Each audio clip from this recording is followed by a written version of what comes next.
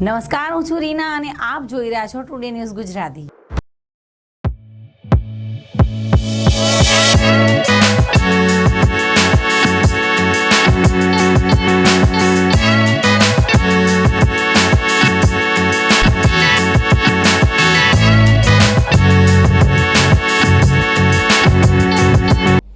ગુજરાતમાં અને બનાસકાંઠામાં સુજલામ સુફલામ યોજના તળે તળાવો ઊંડા કરી માટી કાઢી જળ સંગ્રહ કરવાનું એક મહાઅભિયાન હાથ ધરવામાં આવી રહ્યું છે।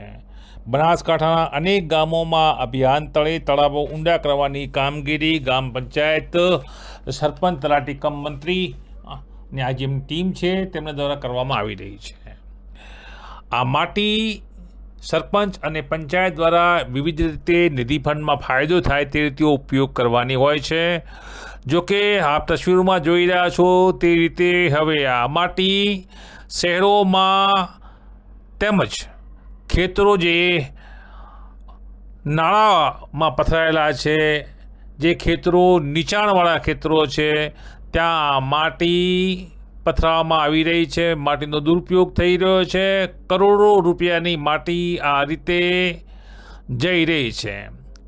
સરકારની સુજલામ સુફલામ યોજનાનું આ એક ઉધાર પાસું કહી શકાય, કેમ કે તેની માટીનું નિયમન બાબતના નિયમોનું ગ્રામ પંચાયત જવાબદાર અધિકારી સરપંચ તલાટી કમ મંત્રી પાલન કરતા નથી અને જે કોન્ટ્રાક્ટરો છે તે મલાઈ ચાટી રહ્યા છે।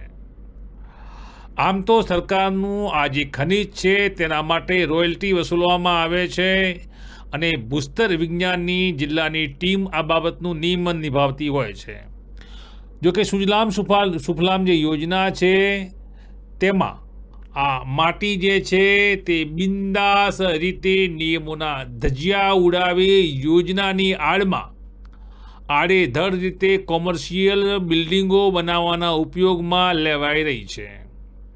રાક્ષસી ટર્બા મોડી સાંજ બાદ આખી રાત આ પૂરણને ભરવામાં ઉપયોગમાં લગાવવામાં આવી રહ્યા છે। કરોડોનું પૂરણ થઈ રહ્યું છે, કરોડોનું ખનિજ આ રીતે વેડફાઈ રહ્યું છે। તંત્ર મૌન છે, ભૂસ્તર વિજ્ઞાનની ટીમ પણ મૌન છે, કેમ કે સુજલામ સુફલામની આ માટી છે અને આ માટીના નિયમો બાબતે સરકારના કેટલાક નવા ફાયદાકારક એવા નિયમો છે કે જે સીધા કોન્ટ્રાક્ટરોને અને આ કાળા કારોબારમાં જોડાયેલા લોકોને ફાયદો કરાવી રહ્યા છે। ટુડે ગુજરાતી રિપોર્ટર ધ્રુવ પરમાર પહોંચ્યા હતા આવા જ એક સ્થળે, ડીસાનું શહેરી વિસ્તાર, અને ત્યાં આપ જોઈ રહ્યા છો તે રીતે આ તળાવોની, ગામડાઓની, ગૌચરની માટી ખોદાઈ અને આવી રહી છે, ટર્બા દ્વારા ઠલવવામાં આવી રહી છે। જુઓ આ રિપોર્ટ।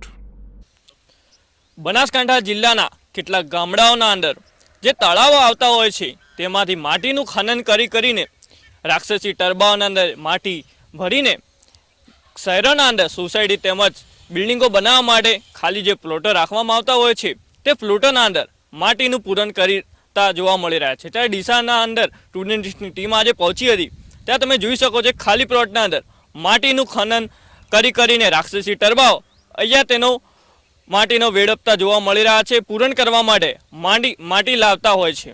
ત્યારે સુઈ ગામના આવી રીતે જ એક તળાવના અંદર માટીનું ખોદકામ કરીને તળાવના અંદર માટી નીકાળી, જેના કારણે 3 યુવાનના મોત થયા હતા।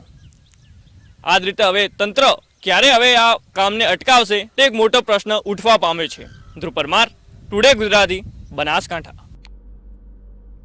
તો આપણે જોઈ તે રીતે રાક્ષસી ટર્બા સરકારની નજર સામે, સરકારની આંખમાં ધૂળ નાખી, ભૂસ્તર વિજ્ઞાનના હાથને મજબૂર કરી, કાયદાની એસી તેસી કરી, કરોડોની માટી નિધિ ફંડને અહીંયા કોન્ટ્રાક્ટરો નુકસાન પહોંચાડી પૂર્ણ કરી રહ્યા છે। મોટા મોટા ખેતરોમાં માટી ઠલવાઈ રહી છે, મોટા મોટા પ્લાન્ટ છે કે જ્યાં નવીન સોસાયટીઓ આકાર પામી રહી છે ત્યાં આ માટી ઠલવાઈ રહી છે। જિલ્લા કલેક્ટર વણુ બેનીવાલ આ દ્રશ્યો જ્યારે જોતા હોય તો સુઓ મોટો સમાન આપ લઈ શકો છો આ અહેવાલને, કેમ કે ગૌચર ખોદાઈ રહ્યા છે તળાવોની આડમાં, સુજલામ સુફલામની આડમાં। તેનું નિયંત્રણ થવું જોઈએ। આ પ્રકારના રાક્ષસી ટર્બાઓને અટકાવવાની જરૂરિયાત છે। નમસ્કાર। તો દર્શક મિત્રો, આ હતા આજના સમાચાર. વધુ સમાચારો સાથે પુનઃ મળીશું. નમસ્કાર.